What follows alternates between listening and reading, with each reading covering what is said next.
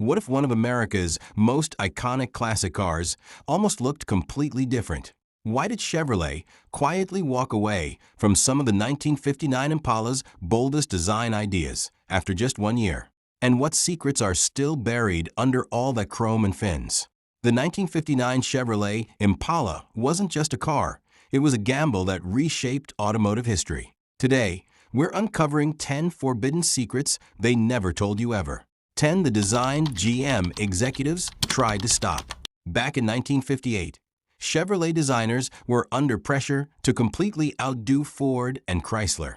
And what they came up with for the 1959 Impala was so extreme that even GM executives hesitated. The rear fins weren't just big. They looked like jet wings stretched across the road. Some insiders reportedly called it too futuristic for the average buyer. And there was real fear it would flop in dealerships. But the designers didn't back down. They pushed this bold Batwing-inspired shape through anyway, betting that America was ready for something wild. When the first 1959 Impalas hit the showrooms, reactions were split instantly. People either fell in love at first sight or couldn't believe Chevrolet actually built it like that. What nobody expected was that this controversial design decision would become one of the most recognizable styling moves in automotive history and set the tone for everything that followed. 9. Why the famous Batwing rear was a one-year-only experiment. The dramatic rear design on the 1959 Impala didn't just turn heads. It confused even Chevrolet's own engineers. The so-called Batwing rear quarters were part styling statement, part aerodynamic experiment, and part pure Cold War jet age obsession. Designers wanted the car to feel like it was moving even when parked. And that meant pushing the fins and chrome further than ever before. But there was a problem nobody talks about. The design was expensive to build, difficult to stamp consistently in production, and harder to repair after even minor accidents. Dealerships quietly reported that bodywork costs were higher than expected, and production teams struggled to keep panel alignment perfect on early builds. So just like that, Chevrolet walked away from the idea. The 1960 Impala toned things down significantly, making the 1959 model a true one-year snapshot of pure design risk that would never fully return again. 8. The hidden performance option most buyers never ordered. When people think of the 1959 Chevrolet Impala, they picture chrome, style, and cruising, not raw power. But buried in the option list was something most buyers completely ignored: the big block 348 cubic inch V8 in its highest performance trim. In its strongest factory configuration, this engine could be paired with triple two-barrel carburetors, known as the tri-power setup. On paper, it delivered up to 335 horsepower, which was serious muscle for the era. But here's the twist: most Impalas never left the showroom with anything close to this setup. Buyers usually chose smoother, cheaper, lower output engines meant for comfort, not speed. That means a quiet few 1959 Impalas were hiding real straight-line power under all that luxury styling. Today, those rare performance builds are the ones collectors hunt hardest, because they represent the moment when style and muscle briefly collided before the muscle car era fully exploded. 7. The rare factory-built combinations that changed everything. Not every 1959 Impala left the factory the same. And that's where things get interesting. Chevrolet offered a wide mix of trim levels, paint codes, and drivetrain combinations. But a few builds were so unusual that they barely survived in production records. Certain two-door sport coupes paired with high-trim interiors and performance engines created configurations that were almost never repeated. The real twist is how unpredictable these cars became over time. Two Impalas might look identical from the outside, but one could carry rare factory options that drastically change its value today. Original build sheets, matching numbers engines, and untouched interior packages suddenly matter more than shine or restoration quality. What makes this even more fascinating is how many owners still don't realize what they're sitting on. Hidden in garages and barns are combinations Chevrolet never heavily promoted, turning ordinary-looking Impalas into unexpected collector gold. 6. The convertible weakness Chevrolet never advertised. The 1959 Impala convertible looked like pure American freedom. But underneath that glamour was a structural issue Chevrolet never really highlighted. The massive X-frame used across the lineup gave strength, but convertibles still had noticeable body flex compared to coupes, especially on rough roads or during hard cornering. Owners sometimes described a subtle shake or twist in the body over time, something that didn't match the car's luxury image. Chevrolet knew about the trade-off, but in the late 50s style and open air, cruising mattered more than rigid handling precision. Dealers rarely mentioned it, and brochures focused on chrome, comfort, and presence instead. Yet this hidden compromise became part of the real ownership experience. Today, collectors see it as a reminder that even the most beautiful classic American cars came with engineering limits hidden beneath all that style and optimism of the era. 5 The most valuable Impalas are not what you think. Most people assume the most expensive 1959 Impalas are the flashy, restored show cars. But the real value story is much more specific. The biggest price jumps come from original, well-documented factory combinations that survived untouched, especially certain two-door sport coupes with correct drivetrain pairings.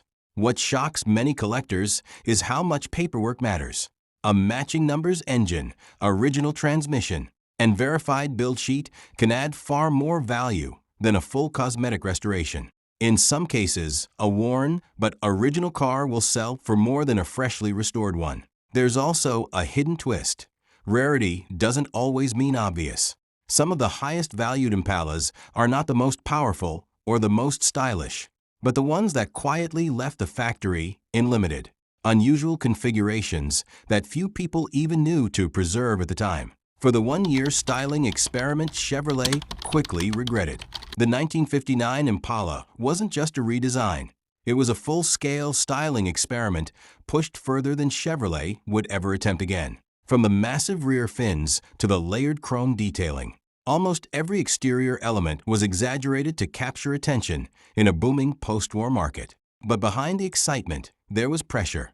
Some of these design choices were expensive to produce and complicated to assemble at scale. Even small alignment issues in the body lines could slow down production, and repair costs for minor damage were higher than expected for everyday owners.